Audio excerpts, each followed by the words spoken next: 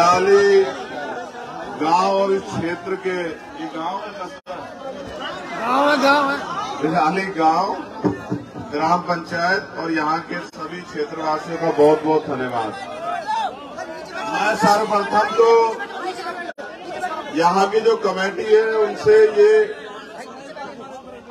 माफी चाहता हूँ कि भाई आप ये साफा मुझे पहनाना चाहते थे, लेकिन मैं ये सोच रहा हूँ कि मैं साफा पहन लूँ ये तो बहुत अच्छी बात है, लेकिन अगर मेरी माए बहनें और हमारे बुजुर्ग इस बारिश में बीमार पड़ जाएंगे तो कौन जिम्मेदारी लेगा बताओ।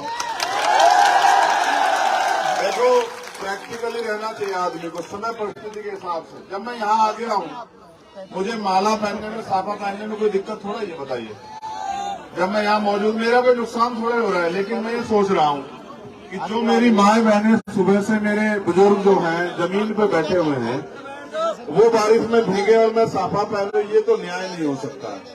इसलिए मैंने उनसे हाथ जोड़ के कहा कि आप इस बात को मत करो। अब मंच को ऐसा बनाओ जिसको लगे कि आप लोग जिम्मेदार हो। बैठ जाओ, आराम से बैठ जाओ सब लोग। मैं माला नहीं पहनता हूँ मेरे भाई, मैं माला नहीं पहनता हूँ। लाओ हाथ लगा के स्वीकार कर लीजिए स्वागत को।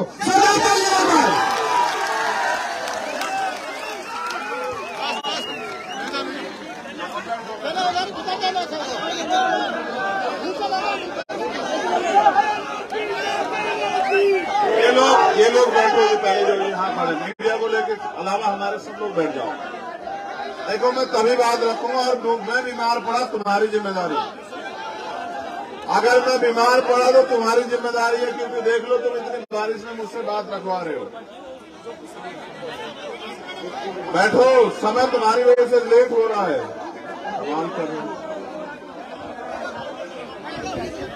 एक मीडिया के साथियों को छोड़ के, पुलिस के साथियों को छोड़ के बाकी हमारे सब साथी बैठ जाएं। अगर वो वास्तविकता में हमसे प्यार करते हैं तभी कह रहा हूँ ना, बैठ जाओ। अव्यवस्था हो रही है आप लोगों की वजह से। आप मिशन के साथी नहीं हो सकते हो। दूसरों को क्या हाथ हिला रहे, खुद क्यों नहीं बैठ रहे? तुम्हारे यहाँ इस तरह की इज्जत की जाती है, मुझे तो पता नहीं था। हमारे यहाँ तो कोई एक बार आके मेहमान कह दे कि बैठ जाओ तो सब लोग बैठ जाते हैं। बैठ जाओ सर, आप लोग भी बैठ जाओ, बैठ जाओ। बहुत बहुत धन्यवाद, क्योंकि बारिश बहुत तेज है और शायद ये बारिश मेरा इंतजार कर रही थी कि कब मैं आऊं और ये बरसे।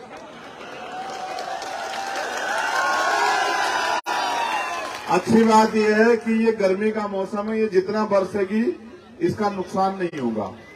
लेकिन मुझे आपसे 2-3 जरूरी बातें कहनी है। मैं सर्वप्रथम तो यहाँ की कमेटी का धन्यवाद देता हूँ, उसके साथ साथ आज की सभा की जो अध्यक्षता कर रहे हैं हंसराज गुर्जर जी, कृष्ण मुरारी जी, ओम प्रकाश गुर्जर जी, विजय गोठवाल जी, कैलाश गोठवाल जी, दारा सिंह जी और फूलाराम गुर्जर जी, और हमारे प्रदेश के सभी सम्मानित नेता, हमारे आजाद समाज पार्टी के प्रदेश अध्यक्ष, यहाँ के जिले की कमेटियां, संभाग की कमेटियां, उनके अध्यक्ष, हमारे तीनों शानदार, जानदार, ईमानदार काम करने वाले प्रभारी भाई अनिल जी, भाई सत्यपाल जी, भाई रविंद्र कुमार भाटी जी, और मेरे साथ चल के आए भाई विजय जी और अमित कसाना जी।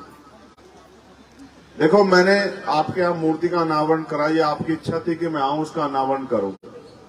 ये मेरी वक्तव्य का पहला फेस है कि आपको बहुत बहुत बधाई। बहुत सुंदर मूर्ति आप लोगों ने लगाई, बहुत सुंदर।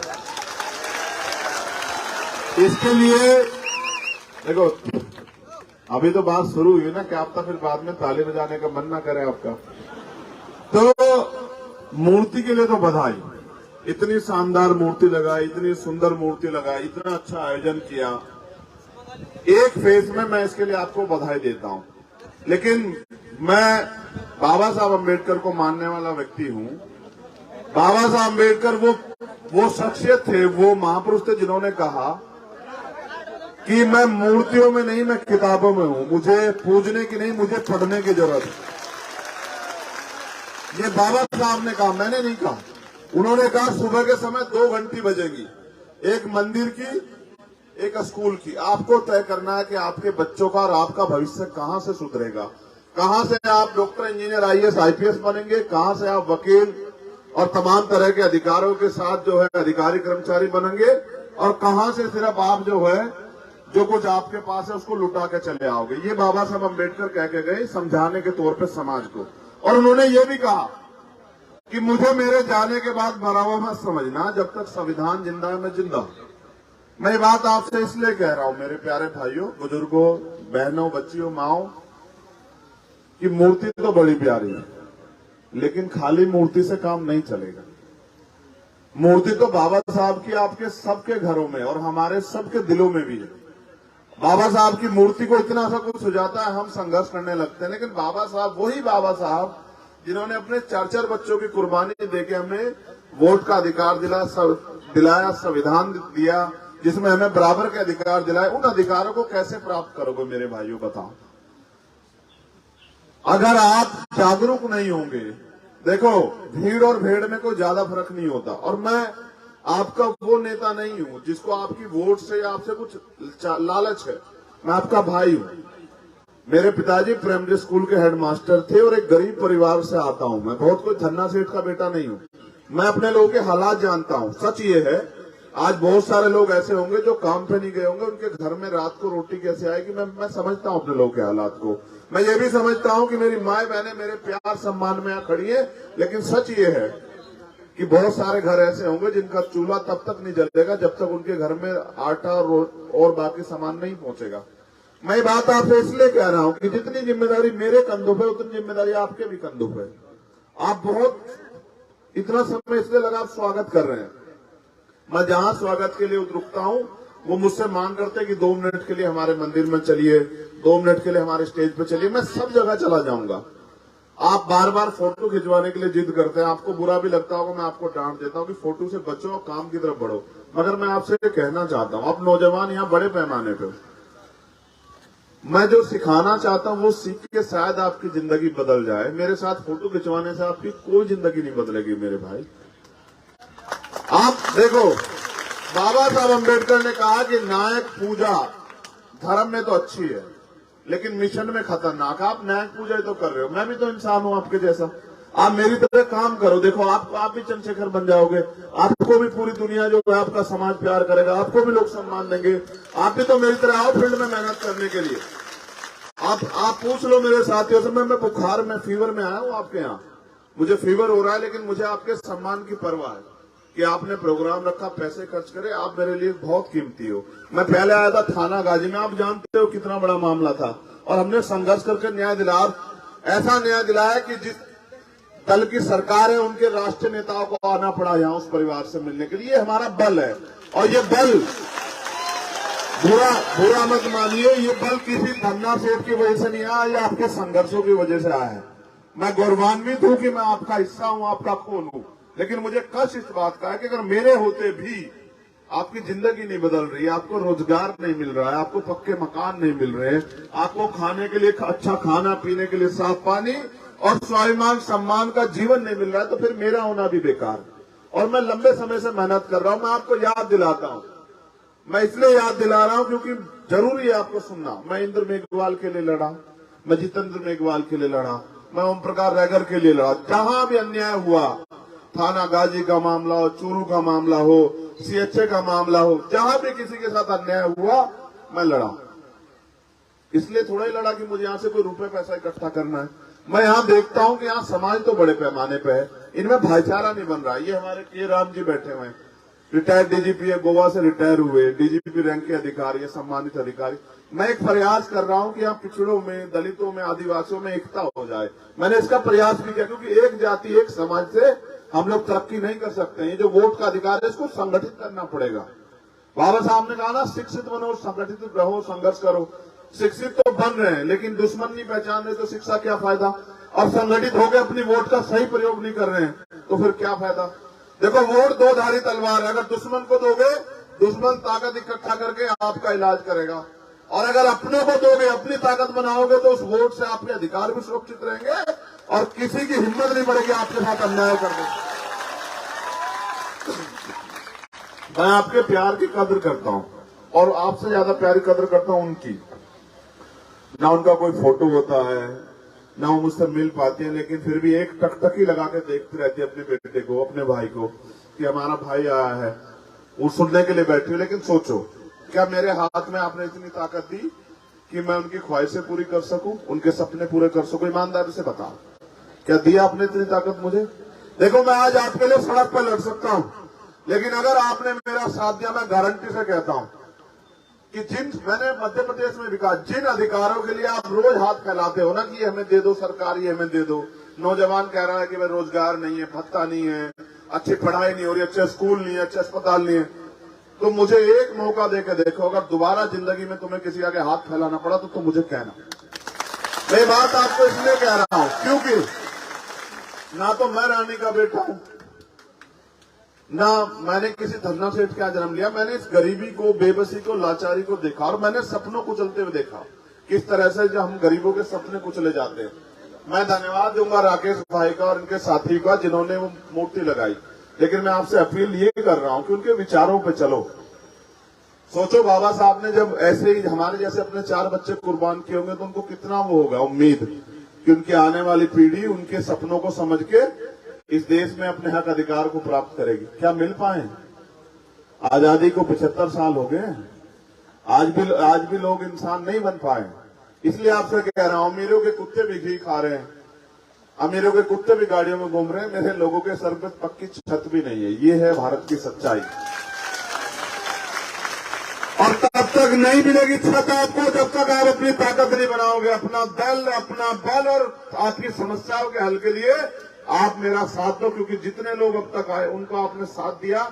अगर आपकी जिंदगी बदली हो तो भूल जाओ मुझे, फिर उन्हीं के साथ रहो। और अगर आप चाहते हो कि कुछ बदले, आप बताओ बदल गया क्या? चलो अच्छा बताओ मुझे, बड़े भी लोग यहाँ बैठे हुए, बताओ अगर मेहनत मजदूरी नहीं करोगे तो रोटी मिल जाएगी आपको? अच्छा बताओ। तो जब सब कुछ आपको करना है, जबकि भारत में लोकतंत्र है और लोकतंत्र में वो शक्ति है कि बड़े से बड़े ताकतवर को जमी दर्ज कर दो और बड़े से छोटे छोटे गरीब के बेटे को वो ताकत दे दे कि वो अपने लोगों की जिंदगी बदल सके। ये लोकतंत्र है। आपकी वोट करोड़ों रुपए से भी कीमती है, मेरी वोट करोड़ों रुपए से भी कीमती है। चाहे राष्ट्रपति बन जाए, प्रधानमंत्री, उसकी वोट की वैल्यू और हमारी वोट की वैल्यू बराबर है। और अगर वोट का अधिकार नहीं होता, आपकी बस्ती में नहीं आता कोई। आप सोच के देखो, जिन पर वोट का अधिकार नहीं होता अगर आपके पास, आपकी बस्ती में नहीं आता कोई।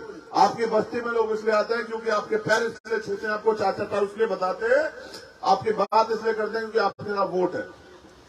अगर इस देश में राजतंत्र होता तो कोई नहीं आता हमारी बस्तियों में, कोई नहीं पूछता हमारे हाल क्या है। और आज लोकतंत्र है, उसके बाद भी जो आपकी वोट देता 5 साल नहीं पूछता आप कहां हूं। जब चुनाव आता फिर आता हाथ जोड़ के, पैर पकड़ता है, कोई पैर धोता है, कोई मिठाई लाता है, कोई शराब लाता है। अरे भाई, इस वोट के अधिकार के लिए बाबा साहब ने कुर्बानियां दी, उनसे पहले अन्य महापुरुषों ने कुर्बानियां दी, और उन्होंने कहा कि ये वोट का अधिकार बिकने के लिए नहीं है, गुलामी से मुक्त के लिए है। आप अपनी गुलामी को समझो तो सही, आप अपनी गुलामी को समझो, उसकी बेड़ियां काटने के लिए सोचो। फिर अच्छा सोचो, अगर होती हम पे ताकत तो क्या आपको बारिश में भीगना पड़ता? आज बताओ।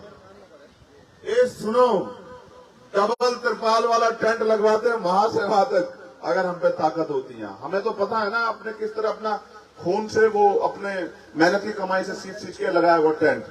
मैं आपके साथ भीग रहा हूं, इसलिए भीग रहा हूं ये बताने के लिए कि अगर ये बेबसी खत्म करनी है तो अपनी ताकत बनाओ। क्या तो उन लोगों के भरोसे रहो जो हमेशा आपसे वादा करके धोखा देते आए।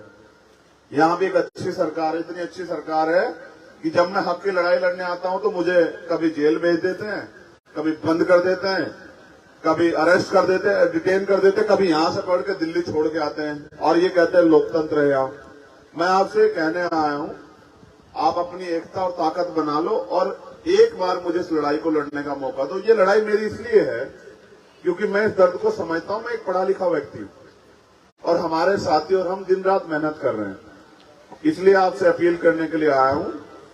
मूर्ति के लिए बधाई, लेकिन लड़ाई कैसे आगे बढ़ेगी? मूर्ति से या विचारों से? बताओ। तो विचारों में साथ दोगे नहीं दोगे? बताओ। जब आप विचारों में साथ दोगे, अच्छा मैं आपको एक चीज और बताऊंगा, बड़ी गंभीरता सुनना ये बात। हमारे अध्यक्ष जी यहाँ बैठे हैं, हंसराज जी कहाँ हैं? अच्छा ये बैठे हैं। सरपंच जी पूर्व। देखो मैं आपको एक बात, जिस कौम के पास राजनीतिक शक्ति नहीं होती ना, उसका बताऊं क्या होता है। आज के दिन 73 गुर्जर समाज के लोग अपने हक अधिकार के लिए सड़क पे आए, और कितनी कोख सुनी हुई आप आइडिया लगा लेना। 73 लोगों को एक दिन में मार दिया सरकार ने। कितने लोग थे? 73। आए क्यों थे? अगर उन पर राजनीतिक शक्ति होती तो सड़कों पे मरने आते क्या? लेकिन बुरा यह है कि जिस समाज को इस सरकार ने, जो पिछले वाली सरकार थी, जो केंद्र में भी है, उन्होंने जिस समाज के खून से होली खेल दी हो, आज वही समाज अपने लोग की कुर्बानियों को भूल के उसी पार्टी का साथ देने का काम करता है, फिर कहता है कि हमारे साथ अन्याय हो रहा है। आप भी तो ऐसा ही कर रहे हो। जो आपके खून से होली खेल रहा है, जो आपके अधिकार निगलने का काम कर रहा है, जो आपके अधिकार छीनने का काम कर रहा है, जिनकी सरकार में हमारी बहन बेटियों की इज्जतें नीलाम हो रही है, जिनकी सरकारों में भूखे मर रहे हैं, उन्हीं को आप लोग ताकत दे रहे हो। आजमाए हुए को आजमाओगे तो वही मिलेगा जो मिलता है। इसलिए आपसे कह रहा हूं, आप अपनी ताकत बनाओ, अपने हाथों को मजबूत करो। हमारे यहाँ नेता हैं, जिले के लोग तमाम, सत्येंद्र बाकी साथी, उनका साथ दो, और एक बार इस बात को मजबूत करो कि चलो छोड़ो, इस बार हम उनके साथ नहीं, इस बार हम अपने भाई को मौका देकर देख रहे हैं, और फिर देखना बदलाव होता है नहीं होता है। मैं आपको फ्री वाला नहीं, मैं आपको ताकत वाला जीवन दूंगा, स्वाभिमान सम्मान वाला, और आपके हाथों को इतना मजबूत करूंगा कि आपको किसी के आगे हाथ नहीं फैलाना पड़ेगा। ये लोकतंत्र है, इस लोकतंत्र में जनता मालिक है। इसलिए आपसे कहने के लिए आया हूं, मेरी वजह से आज आप भीगे, मुझे बड़ी तकलीफ होगी जाते हुए, और स्पेशली मेरी माँ बहनों के लिए मैं हाथ जोड़ के माफी चाहता हूं, मेरी वजह से आपको भीगना पड़ रहा। मेरा बस चले तो मैं अपने शरीर की छतरी बना के आपको भीगने ना दूं, मैं सच बता रहा हूं। लेकिन मैं सोचो, मैं सिर्फ माला पहन के चला जाऊं या माला चढ़ा के चला जाऊं तो भी काम नहीं चलेगा। मुझे तैयार तो आप लोग करना पड़ेगा ना। अगर मैं आपको नहीं समझाऊंगा तो कौन समझाएगा बताओ। तो मैं आपको समझाने के लिए आया हूं। इसी तरह से हमारे महापुरुष गांव घूम के लोगों को तैयार कर रहे थे, फिर जब समाज तैयार हुआ तो ताकत बनी। तो इसलिए आपसे कह रहा हूं, ये जो बहनें बैठी, बताओ रोजगार चाहती हो नहीं चाहती हो? बताओ। जो पढ़ लिख रही है बहनें, पहले बताओ, उनसे पूछेंगे रोजगार चाहती हो नहीं चाहती हो? बताओ। जो माएं हमारी बहनें शिक्षित घर में बैठी हो, घर में रोजगार चाहती हो नहीं चाहती हो? बताओ। नहीं, तेज आवाज बताओ, ऐसे ही कुछ नहीं मिलने वाला। बताओ, चाहती हो नहीं चाहती हो? बताओ। अपने बच्चों के लिए अच्छी पढ़ाई चाहती हो नहीं चाहती हो? बताओ। जो आपके बच्चे पढ़ लिख के घर पे घूम रहे हैं, उनके लिए रोजगार चाहती हो नहीं चाहती हो? बताओ। तो फिर वो मांगने से नहीं मिलेगा, उसके लिए अपनी शक्ति बनानी पड़ेगी आप, ठीक है? तो शक्ति बनाओ, ठीक है? बहुत बहुत धन्यवाद। जय भीम, जय भारत, जय मंडल, जय जोहार, जय संविधान, और आप सबके लिए मंगल कामनाएं। फिर किसी दिन आपसे जल्दी मुलाकात होगी। आज क्योंकि मौसम खराब है, मगर इससे ज्यादा खराब जो मौसम है गुलामी का, उसकी बेड़ियां काटनी है। बताओ, दोनों हाथ उठा के बताओ, इस बार पूरी ताकत बनाओगे नहीं बनाओगे? बताओ।